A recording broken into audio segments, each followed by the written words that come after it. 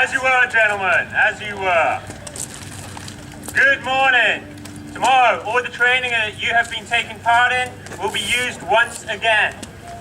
Members of the 436th will be taking part in a major operation to help push Allied troops closer to Berlin.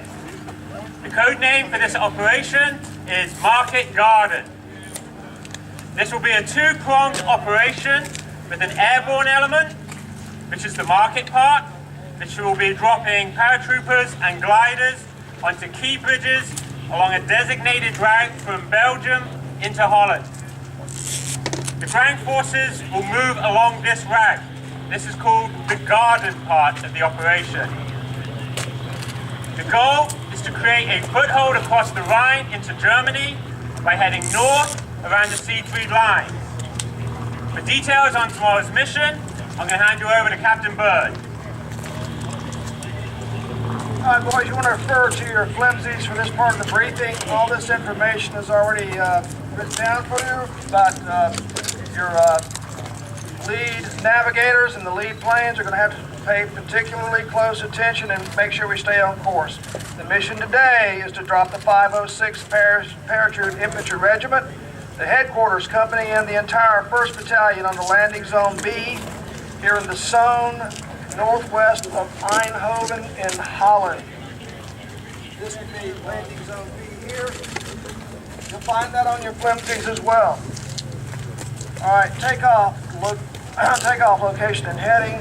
The route today will be taken as what we've termed the southern route, while the members of the 53rd Wing will be flying the northern route to Nijmegen and Arnhem. At takeoff, head to Hatfield here, and then proceed to the coast on a magnetic course heading of 104 degrees, 120 miles down to Ostend. Then turn 51 degrees, 16 minutes, 20 seconds north, and then proceed 3 minutes and 20 seconds east. Then, from that point at the coast, you'll turn on the magnetic course of 128 degrees, 34 and a half miles down to Ghent. From that point on magnetic course, 92 degrees for 5 miles to the initial point at Oosterlo. Again, gentlemen, check out your reference flimsies for the specific information on magnetic courses, degrees, and headings. At the IP, you want to head on magnetic course 43 degrees for 36 miles into drop zone B, northwest of Saône. Saône will be a small hamlet. You'll be able to tell with the good weather we're having today clearly that it has 4 church steeples in the middle of town. That's how you should be able to identify Saône. Return course. After your airborne drop, climb to 3,000 feet, mean sea level. Make a complete 180-degree turn to your left. Make sure to keep spacing in your serials, and return home via the exact same route that you took in.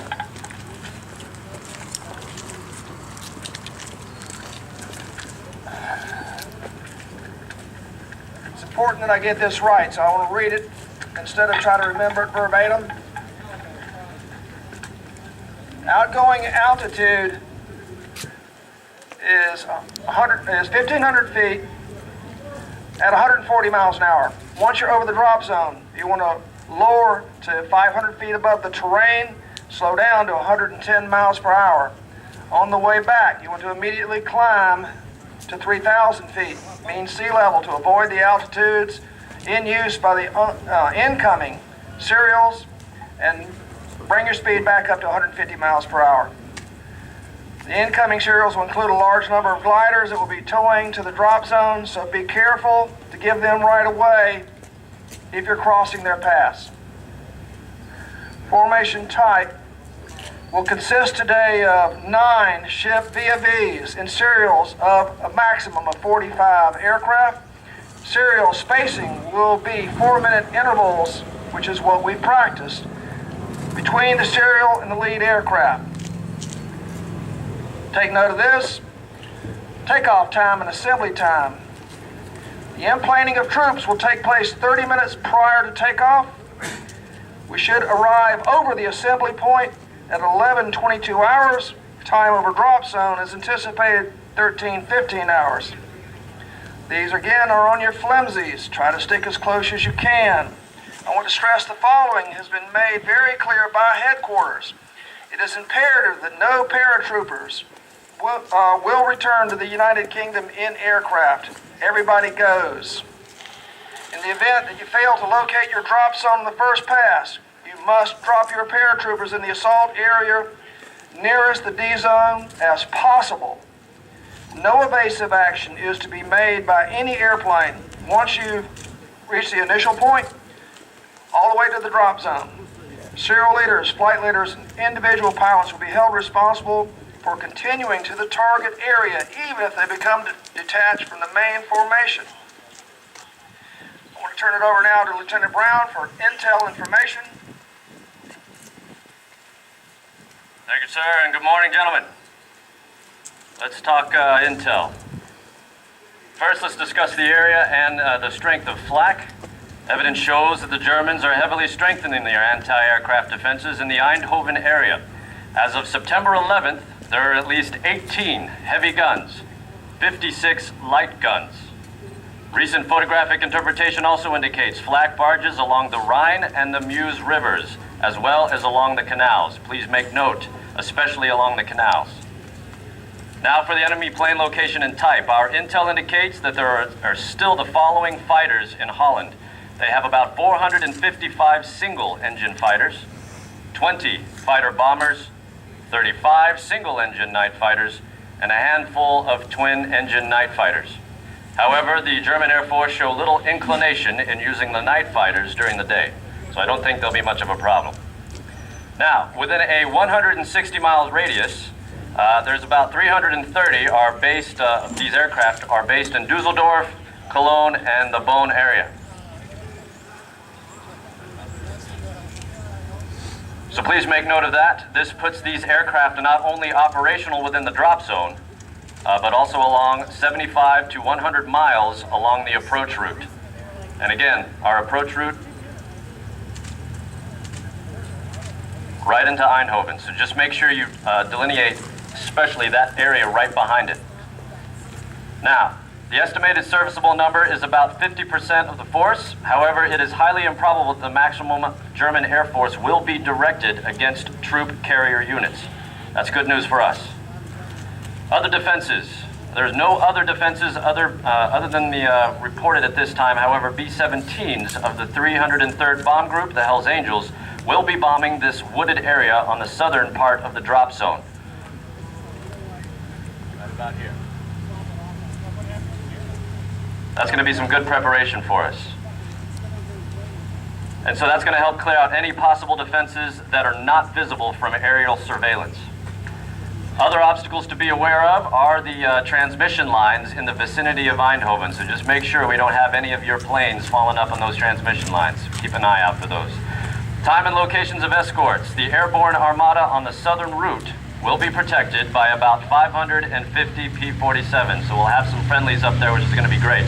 We got some Thunderbolts as well as Lightnings, P-51 Mustangs to the 8th and 9th Fighter Command. And that's including 352nd Fighter Group.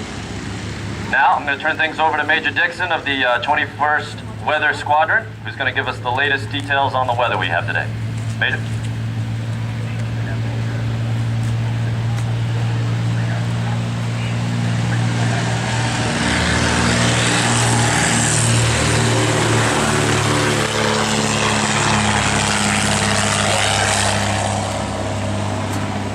Got a little weather here for you, not a whole lot to work with.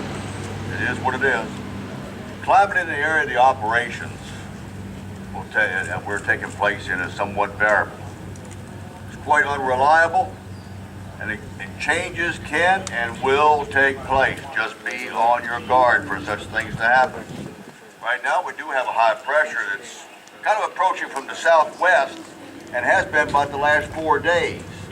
It's brought some favorable weather for our operation.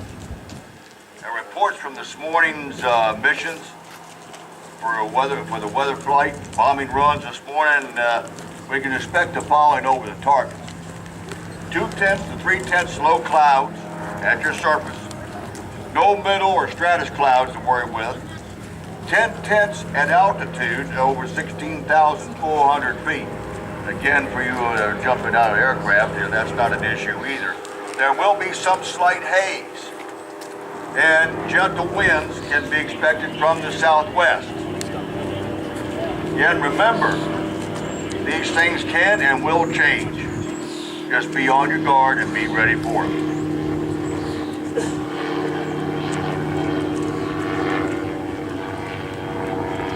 All right, boys, just a couple reminders, stuff that I'm sure you're already aware of, but let's make sure we're all on the same page. Be sure that you don't take any dowries, official documents, personal papers. Leave all that in camp. Tomorrow's password for the mission is, the challenge is red, the reply is beret. The following aerodromes have been designated as emergency landing fields at Borum and Chipping Ungar. All flame dampeners will be removed and stored in supply. Each plane has been issued one life raft, and all lead ships have been equipped with intercommunications equipment. Major, that's all I have. I have a few remarks for you folks from the Airborne. Major Frank.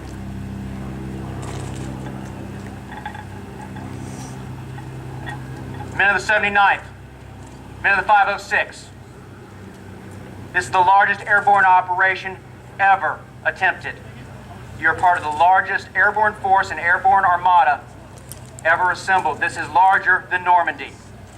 The objectives, as have been stated to you, are a series of bridges deep into Holland, across the Rhine River, that will allow us to then move into Germany. And you all know what that means. To the men of the 506th, your objective, again, is Soane and the bridge there. As has been indicated, there are flak batteries in that area, and not only is that a problem for us in the air, that's a problem for us on the ground. Speed is important. Intelligence has confirmed at least 2 88mm flak guns at the bridge at Soane. That is our prime objective. Move fast, take the guns, take the bridge intact. Bridges are critical, gentlemen. British armor will be moving up the road. Take the bridges, pass them on to the next unit ahead of you. This is a daylight drop. As you've heard the weather, this is pretty much like our training jumps. The landing zones will be large, clearly marked by the pathfinders. We should not have a problem hitting them. Troop carriers, you've done a good job in training. I expect nothing less from you on this operation. 506, when you hit the ground, clear quick. The gliders are coming in, as you see. Our drop zone also includes the glider landing zone. The gliders are 35 minutes behind us. You do not want to be on the drop zone when those gliders start coming in. Get off the landing zone, start moving out to your objective quickly. German resistance beyond flak batteries is unknown at this time, but as we know, if there's big flak guns, there's small flak guns, there's machine guns. Use your training, use your firepower, use your skill. To the men of the 79th, you've trained hard, you've trained well. The last couple months working with you, you've proved your quality as pilots, as navigators, as air crew. I know what the bomber boys say about you. They think they're winning this war by themselves. You gentlemen now have an opportunity to play a pivotal role in an operation that can bring final victory. On behalf of Colonel Sink, General Higgins, General Taylor, to the men of the 79th, we have the utmost confidence in your ability to accomplish this mission and put us on the landing zone so that we can accomplish our mission. To the 506, Karahi! Thank you, Major Frank. I can't overestimate the importance of this mission. Major General William, your commander of the 9th Troop Carrier Command, has sent out this personal message for all of you. He says, "This is the knockout blow to an already staggering enemy. The result of this greatest of all born operations are now entirely in your hands. Let's put our comrades down so they can quickly end this damnable war. I am confident of your ability and determination. My best wishes for your success and a bang up, I repeat, bang up job. Gentlemen, you have an important mission. You have an important job to do down there. Let's make sure we drop these lads right on the drop zones and that we all come back safely tomorrow. Get plenty of rest tonight because you're going to need it in the morning. Gentlemen, thank you.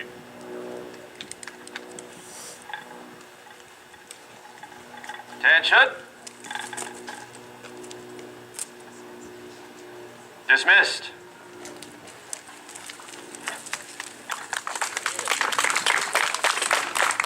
Okay, thank you, ladies and gentlemen, What do you for coming think, down. Mom?